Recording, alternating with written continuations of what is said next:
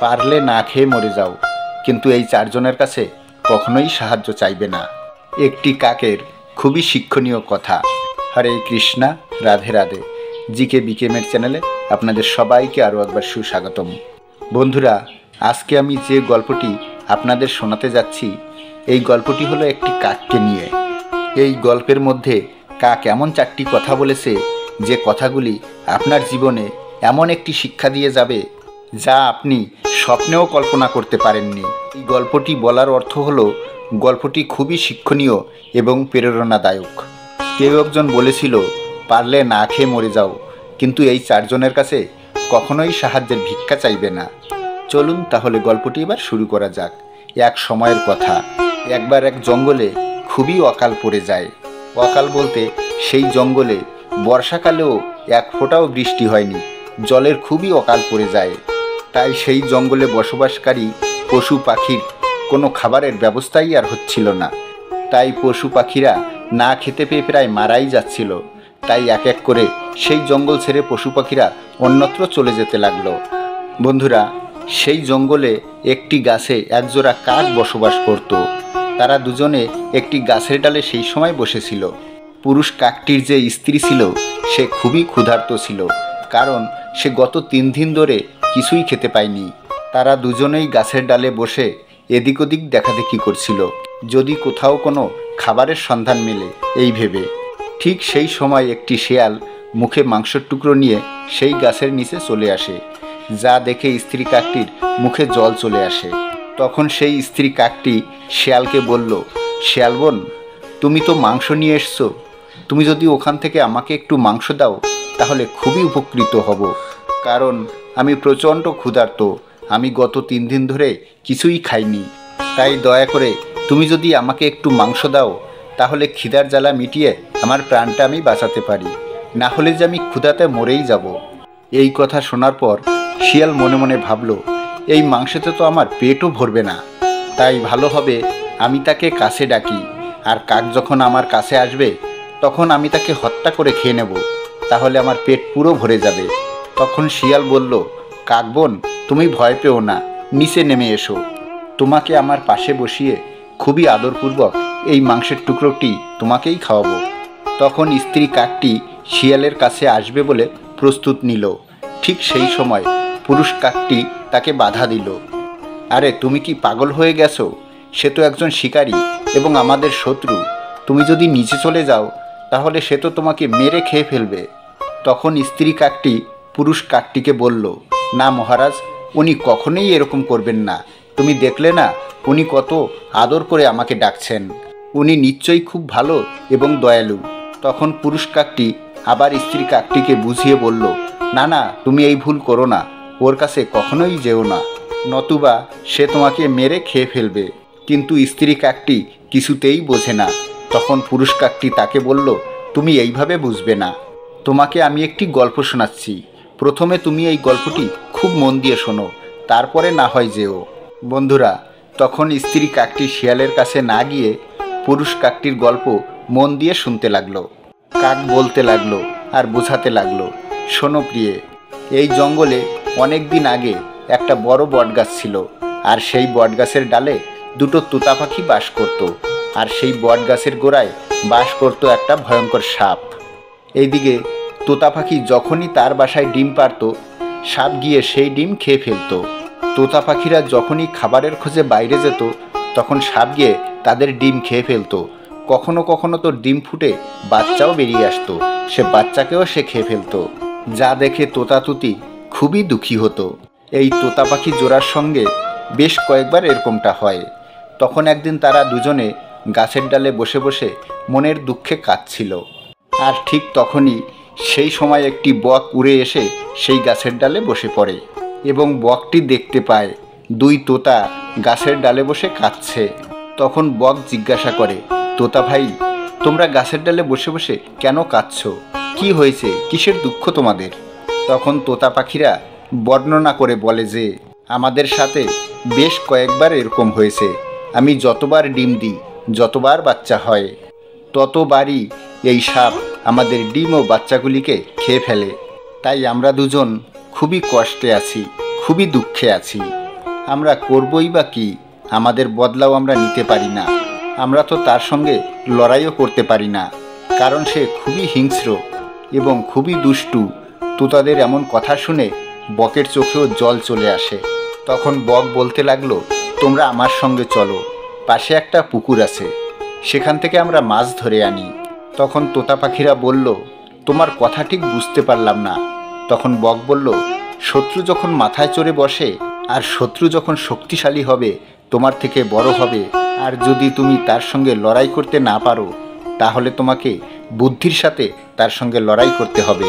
তখন তোতা বলে, সে কিভাবে? তখন বক তাদের বুঝিয়ে বলে, আমরা ওই পুকুর থেকে কিছুটা মাছ ধরে আনবো, আর পুকুরের কিছুটা দূরে এক বেজি বসবাস করে, আর ওই বেজির গর্তের মুখে একটা মাছ রাখবো, তার থেকে কিছুটা পরপর একটি করে মাছ রেখে যাব। এইভাবে মাছ রাখতে রাখতে শেষ মাছটি আমরা রাখবো সেই ভয়ঙ্কর সাপের গর্তের মুখে।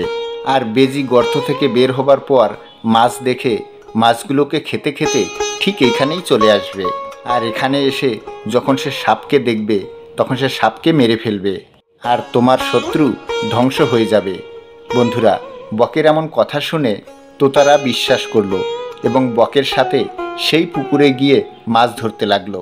তারা একটি মাছ ধরে এনে বেজির গর্তের মুখে রাখলো।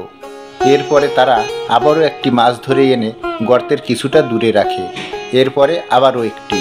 এইভাবে তারা মাছ রাখতে রাখতে এক সময় শেষ মাছটি সেই ভয়ঙ্কর সাপের গর্তের মুখে রাখে এবং তারা এসে সেই বটগাছের ডালে বসে পড়ল। এরপর বক সেই তোতা পাখি দুটোকে বলল, এবার তোমরা ব্যাপারটা দেখতে থাকো, কিছুক্ষণ অপেক্ষা করো, দেখো কি হয়।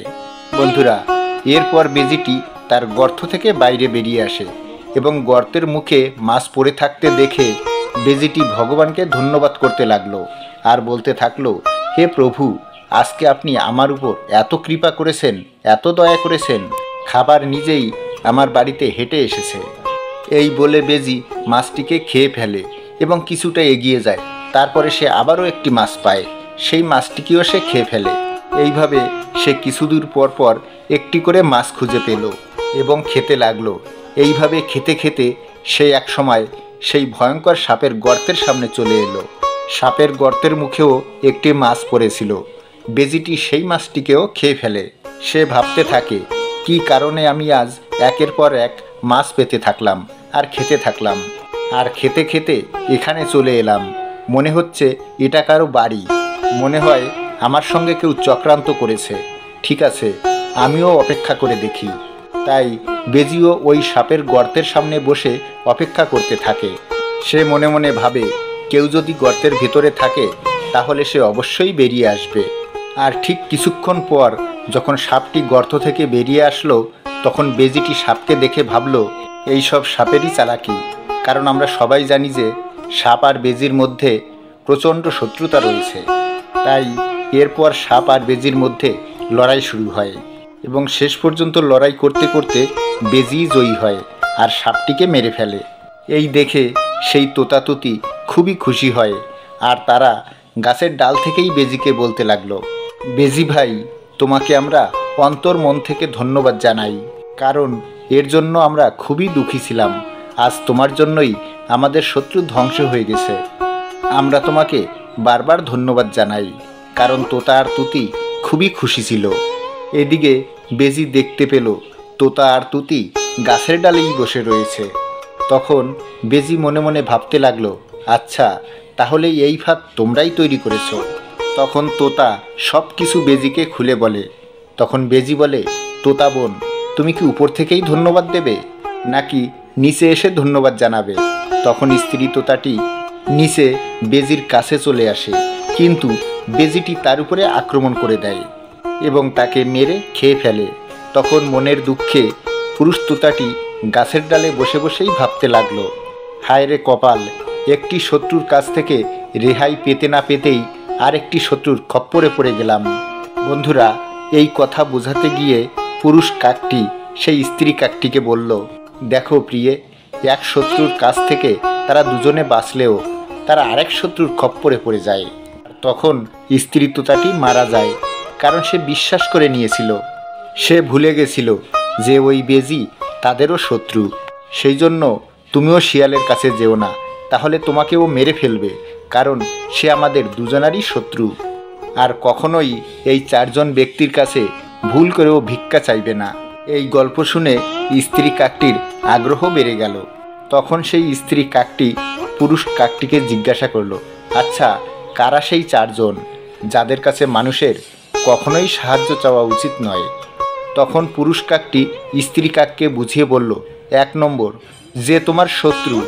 যদি তুমি শত্রুর কাছে সাহায্য চাও, তাহলে সে তোমায় কখনোই সাহায্য করবে না, বরং তোমার উপর আক্রমণ করবে, তোমার ক্ষতি করবে, এমনকি তোমাকে হত্যাও করতে পারে। তাই একজন শত্রুর কাছে কখনোই সাহায্য চাওয়া উচিত নয়। আর দ্বিতীয় হলো অহংকারী ব্যক্তি।